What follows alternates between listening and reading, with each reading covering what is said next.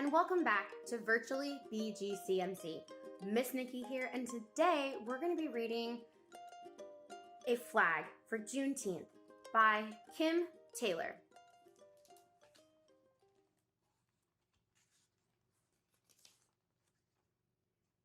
The scent of nutmeg and vanilla floated through our cabin and landed as a smile on my face. Tea cakes smell so good while they are baking that I can taste them before I even take the first bite. Tomorrow is June 19th, 1865, my 10th birthday. Mama said that I'm practically a grown-up. Hilda, go to bed now. You have a big day tomorrow. I thought I was dreaming when I heard the loud clip-clippity-clop of heavy horses' hooves. Mama and Papa sat up, rubbing their tired eyes. Worried faces peeked out from cabin windows and doors. Dusty soldiers crowded into the little corner of the Texas plantation where we lived. A man with a beard jumped down from his horse and held a paper up high for all to see. With a booming voice, he read, "The people of Texas are informed, in accordance with a proclamation from the President of the United States, all slaves are free." I held my breath. No one said a word. And then cheers, louder than the loudest thunder. The angry plantation owners followed the soldiers as they rode away, shouting questions at their backs.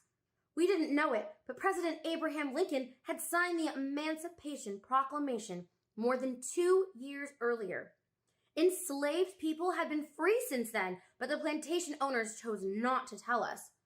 I squeezed through the crowd, listening as people prayed, sang, and cried quiet tears of joy. The noise woke baby Eve, who made her own loud fuss. I opened my cabin door with a hand that looked new to me. I hugged my sweet baby sister while songs of freedom filled the air outside. Baby Eve blinked in the bright sunshine. A group of excited women made plans as they sewed freedom flags. Eve and I watched as their hands made quick, perfect stitches. Many looked like the patchwork quilts that kept us warm at night. Jacob Menard, the oldest man on the plantation, hobbled to the center of the square. He held his walking stick high in the air. Today is a Jubilee, a day to celebrate our freedom. Laughing children searched for smooth tree branches to use as flagpoles. Find a stick, not too thin and not too thick. Make a flag for all to see. Make a flag for Jubilee. Papa and the other men carved the branches with beautiful designs. Papa, what does that mean? I asked, pointing. His finger made an outline of the carved out space. This symbol is called a fahodi. It means independence and freedom.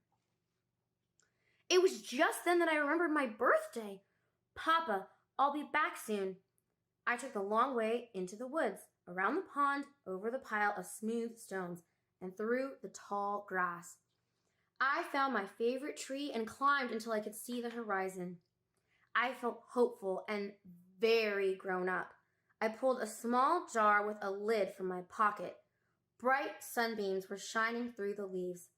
I grabbed one and carefully put it in my little jar. When I made it back to the plantation, Mama was waiting for me. "Hulda, where have you been? It's time to start your birthday celebration." I showed her the little jar of light and explained that I had captured a sunbeam. "Hulda, put on your beautiful birthday dress and meet me outside. I have a surprise for you." Everyone sat around me in a big circle, and Mr. Menard handed me a large sack tied with a pretty ribbon. I opened it. "My own freedom flag," Mr. Menard said. "Everyone on the plantation helped sew it, but it isn't finished yet." My flag was a patchwork of soft yellow and green with a purple stripe across the middle. "Hulda," Mama said, "this white star represents our right to freedom. Please sew it into your flag." She handed me a needle and my little jar. I placed the star so that it rose from the purple stripe like a sunrise. I sewed in the bright sunbeam so that it could help to guide me wherever I might take it. That night, as our neighbors returned to their cabins, Mama and Papa whispered to me that they had planned something special for us. We held our hands as we walked into the woods. Mama and Papa hugged me. Happy birthday, Hulda. Happy Jubilee Day. We looked at the moonlit sky as the tall trees smiled down at us. Mama and Papa wrapped baby Eve in my beautiful flag. They held her high, and together we owned our freedom. Well, members, that was A Flag for Juneteenth by Kim Taylor. I have 2 comprehension questions for you. Question number 1. What happened on June 19th? And question number 2. What does the white star represent on Hulda's freedom flag? Until next time, we'll catch you later. Happy reading. Bye.